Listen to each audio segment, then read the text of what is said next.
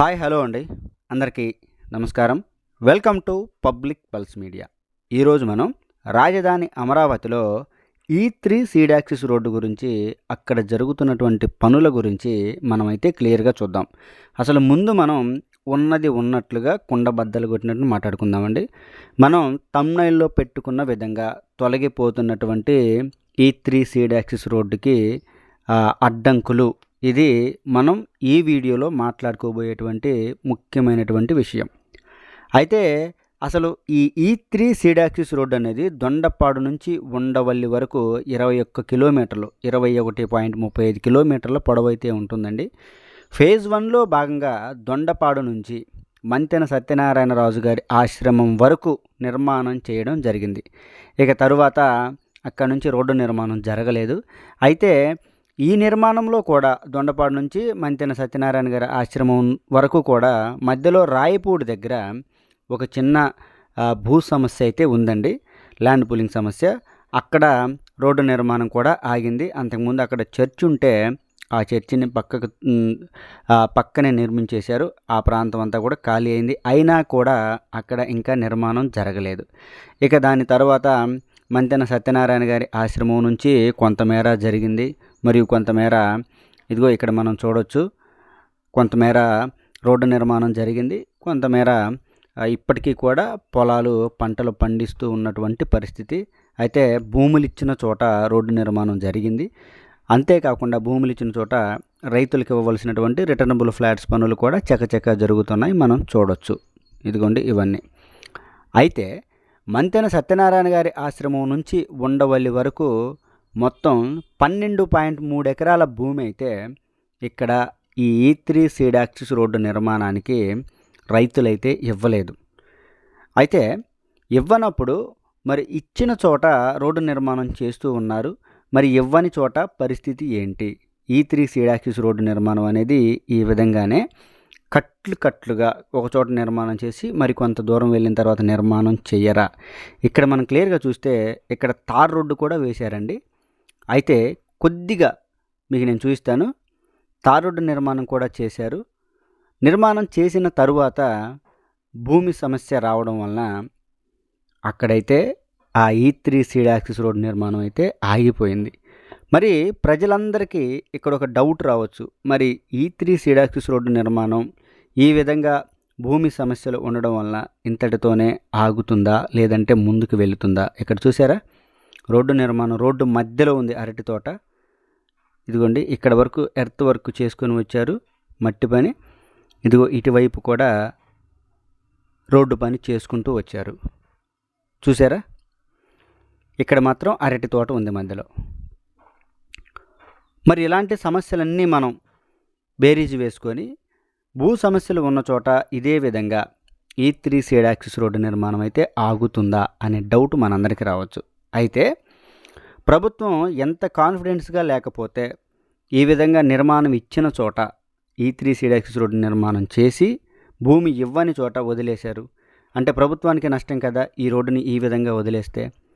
అందువలన ప్రభుత్వం అయితే ఇక చిట్ట చివరిగా ఒక నిర్ణయంకి అయితే రావడం జరిగిందండి. ఏంటా నిర్ణయం అనేది మనం ఈ వీడియోలో తెలుసుకుందాం.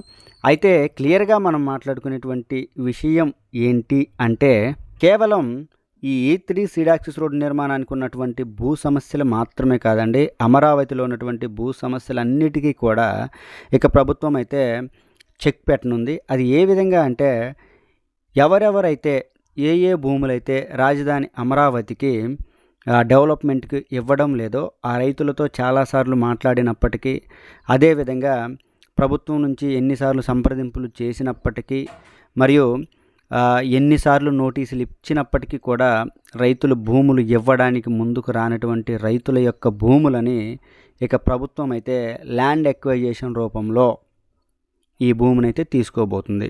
అదే భూసేకరణ. ఈ భూసేకరణ గురించి మనం వివరంగా చూడాలి అంటే భూ సమీకరణ మరియు భూసేకరణ ఈ రెండింటి మధ్య తేడాలైతే చూడవలసి ఉంటుంది. ముందుగా భూ సమీకరణ అంటే ఏంటంటే ల్యాండ్ పూలింగ్. మనకి ఇది బాగా తెలిసినటువంటి పదం. ల్యాండ్ పూలింగ్ ద్వారానే రాజధాని అమరావతిలో 34,000 ఎకరాలనైతే ప్రభుత్వం సేకరించింది కూడా.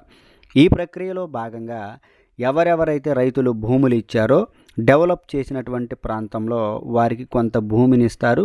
అంతేకాకుండా ఆ రైతులనే ఈ రాజధాని అమరావతి డెవలప్మెంట్లో భాగస్వాములుగా పరిగణించి వారికి తగినటువంటి గౌరవం మరియు డెవలప్ చేసినటువంటి ప్రాంతంలో భూమిని అయితే ఇస్తారు. ఇది ల్యాండ్ పూలింగ్ యొక్క విధానం, భూ సమీకరణ యొక్క వివరణ. ఇక ఇప్పుడు మనం భూ సమీకరణ గురించి కనుక మనం చూసినట్లయితే ల్యాండ్ ఎక్వైజిషన్, దీని యొక్క వివరణ ఏంటి అంటే భూసేకరణ రైతులతో ఎన్నిసార్లు సంప్రదింపులు చేసినప్పటికీ మరియు ఎన్నిసార్లు మాట్లాడినా కానీ ఎన్నిసార్లు నోటీసులు ఇచ్చినప్పటికీ కూడా ఆ రైతులు భూమిని ఇవ్వడానికి ముందుకు రాకపోతే ఏదైతే ప్రజా ప్రయోజనార్థం, అంటే అమరావతి ప్రజా ప్రయోజనార్థమే కదా, ప్రజా ప్రయోజనార్థానికి ఏ రైతులైతే భూములు ఇవ్వడానికి ముందుకు రారో ఆ భూములని భూసేకరణ ద్వారా తీసుకోవడానికి ప్రభుత్వం అయితే సిద్ధమవుతుంది. ఏంటి భూసేకరణ అంటే నిర్బంధ ప్రక్రియ. అంటే ఏంటంటే మార్కెట్లో ఉన్నటువంటి ఈ భూ విలువకు 1, 2, 3 రెట్లు మరియు 4 రెట్లు డబ్బునైతే ఒకేసారి చెల్లించి ఆ భూమినైతే తీసుకోవటం, రైతుకి ఇష్టం ఉన్నా లేకపోయినా. ఇది భూసేకరణ యొక్క పద్ధతి. ఇక ఒక్కసారి కనుక ఆ భూమిని తీసుకుంటే వారు ఈ ప్రాంత డెవలప్మెంట్లో ప్రజా ప్రయోజనార్థంలో భాగస్వాములు కాలేరు, ఒకేసారి డబ్బు తీసుకొని వెళ్తారు కాబట్టి. ఇది భూసేకరణ యొక్క వివరణ. ఇప్పటి వరకు మనం రాజధాని అమరావతిలో భూ సమీకరణను మాత్రమే చూసామండి. ఇక నుంచి మనం భూసేకరణను కూడా చూడబోతున్నాం. ఈ భూసేకరణ ద్వారా రాజధాని అమరావతిలో E3 సీడ్ యాక్సిస్ రోడ్డుకి అడ్డుగా ఉన్నటువంటి 12.3 ఎకరాల భూమిని ఇక ప్రభుత్వం అయితే స్వాధీనం చేసుకోబోతుంది. దీని ద్వారా ఇక E3 సీడ్ యాక్సిస్ రోడ్ అనేది కంటిన్యూగా దొండపాడు నుంచి ఉండవల్లి వరకు స్టీల్ బ్రిడ్జ్ మీదుగా ఇక కరకట్టతో అవసరం లేకుండా ప్రయాణం నిర్మించబోతుంది. ఇది అతి తొందరలో కార్యరూపం దాల్చబోతుంది అని మనమైతే క్లియర్గా చెప్పుకోవచ్చు. మనం చూస్తున్నాం కదండి, ఇది భూసేకరణ మరియు భూ సమీకరణకి ఉన్నటువంటి డిఫరెన్స్. ఇక్కడ కూడా చూడొచ్చండి, ఇదిగో ఇక్కడ ఒక దొండ తోట ఉంది. రోడ్డు 2 వైపులా నిర్మాణం చేసుకుంటూ వచ్చారు. ఇక్కడ ఒక దొండ తోట అడ్డుగా రావటం వల్ల ఈ E3 సీడ్ యాక్సిస్ రోడ్ అనేది నిర్మాణం ఆగినటువంటి పరిస్థితిని మనమైతే చూడొచ్చు. జూలై 7, 2026 ఈ రోజుతో ప్రభుత్వం విధించినటువంటి గడువు అయితే ముగిసిపోయింది. ఏంటి అంటే ఏదైతే ల్యాండ్ పూలింగ్ కోసం రైతులతో మాట్లాడినటువంటి ప్రభుత్వం చిట్ట చివరిగా అన్ని నోటీసులు ఇచ్చి చిట్ట చివరిగా జూలై 7, 2026 నుంచి ఇక భూసేకరణ అంటే ల్యాండ్ ఎక్వైజేషన్కి ప్రభుత్వం అయితే సిద్ధమైంది అని మనమైతే క్లియర్గా చెప్తున్నామండి. ఇది కేవలం మనం చెప్తున్నట్టు విషయం కాదండి, ప్రభుత్వం నుంచి విడుదలైనటువంటి వివరణ. ఇది చూస్తున్నారు కదా, ఇది E3 సీడ్ యాక్సిస్ రోడ్డు. మనం ఇప్పుడైతే చూడొచ్చు ఎక్కడెక్కడ ప్రాబ్లమ్స్ ఏవైతే ఉన్నాయో. ఇక్కడ కూడా రోడ్డు నిర్మాణం ఆగింది. ఇదిగో చూడొచ్చండి, మంతెన సత్యనారాయణ గారి ఆశ్రమం దగ్గర చూడొచ్చు. ఈ E3 సీడ్ యాక్సిస్ రోడ్ అనేది కంప్లీట్గా పక్కకు వంపు తిప్పి నిర్మాణం చేశారు. ఎందుకంటే ఇక్కడ కూడా భూ సమస్య ఉంది కాబట్టి. చూశారు కదండి, విన్నారు కదండి, ఇది ఈ వీడియో గురించి పూర్తి వివరణ.